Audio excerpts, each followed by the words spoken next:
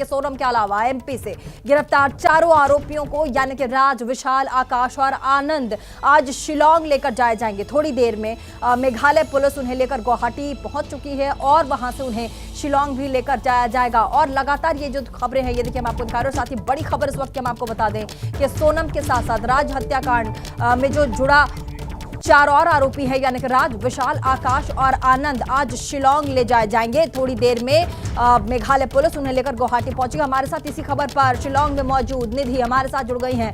निधि, आज इन चारों आरोपियों को भी वहां लेकर जाया जाएगा शिलांग में। कहा जा रहा है कि जो क्राइम सीन है वहां रिक्रिएट किया जा सकता है, उसके बाद एसआईटी पूछताछ करेगी, लेकिन इन सब के पहले कोर्ट में पेश किया जाएगा इन चारों को। साथ ही सोनम को भी, वहां पर भी इनकी पेशी होगी। क्या अपडेट है आपके पास? बिल्कुल देखिए 10 बजे कोर्ट के खुलने का इंतजार है, जिसके बाद सोनम की पेशी होगी। और हमने बताया कि आज का दिन सबसे अहम है क्योंकि इस पूरी घटना को अंजाम यही दिया गया था शिलांग में, और मास्टरमाइंड राजा रघुवंशी की पत्नी सोनम रघुवंशी ही बताई जा रही है। और ऐसे में क्या कुछ एसआईटी उनसे पूछताछ करती है ये देखना होगा। सीन रिक्रिएशन की बात जो सामने आ रही है, ऐसे में स्पॉट पर जहाँ ये लोग गए थे वहाँ स्पॉट पर पुलिस उनको लेकर जा सकती है और उसके बाद उनसे पूछताछ वहाँ पर कर सकती है। तो चूंकि ये प्रक्रिया का हिस्सा है, लिहाजा बीती रात मेडिकल टेस्ट के बाद सोनम को यहाँ रखा गया और ऐसे में चारों आरोपियों को दिल्ली से यहाँ लाया जा रहा है। बीती रात इंदौर से उन्हें दिल्ली चारों आरोपियों को पुलिस लेकर गए और उसके बाद आज चारों आरोपी जब यहाँ पहुँचते हैं तो सीन रिक्रिएशन में क्या कुछ होता है। सबसे बड़ी बात कि कोर्ट में उनकी पेशी होगी, सोनम की पेशी होगी और उसके बाद क्या कुछ होता है उसको देखना होगा। जी निधि जी, यहाँ पर एक सवाल मैं आपसे पूछना चाहूंगी। ये जो चारों आरोपी हैं जिनको मेघालय लेकर पुलिस तो पहुंच गई है लेकिन शिलांग लेकर जा रही है, इन चारों ने तो अपना जो जुर्म है वो कबूल कर लिया है, लेकिन क्या सोनम ने भी अपने मुंह से ये कबूल किया है कि हाँ, इन पूरी साजिश के पीछे मैं ही थी, मैंने ये सब कुछ रचा, मैं ही मास्टरमाइंड हूं? क्योंकि चारों आरोपी खुलकर कह चुके हैं कि हमने ये कत्ल किया है।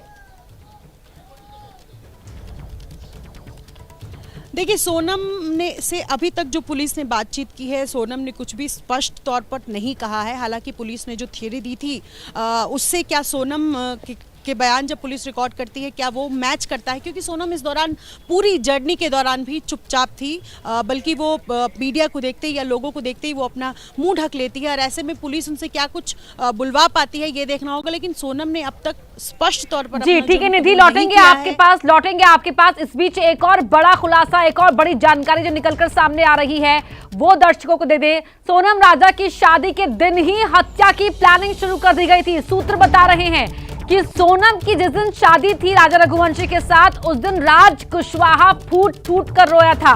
राज के दोस्तों ने राजा की हत्या करने की प्लानिंग की और शादी के दिन ही राज कुशवाहा ने सोनम से कहा था कि राजा को शिलांग ले जाओ, उसे वही खत्म कर देंगे। इस वक्त की बड़ी खबर, यानी कि जिस दिन सोनम और राजा रघुवंशी की शादी होनी थी उसी दिन राज कुशवाहा बहुत दुखी था, फूट फूट कर रो रहा था और उसी दिन हत्या की प्लानिंग कर ली थी।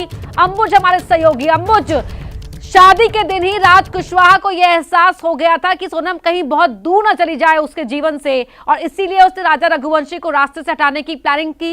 ये विचार उसके मन में आया।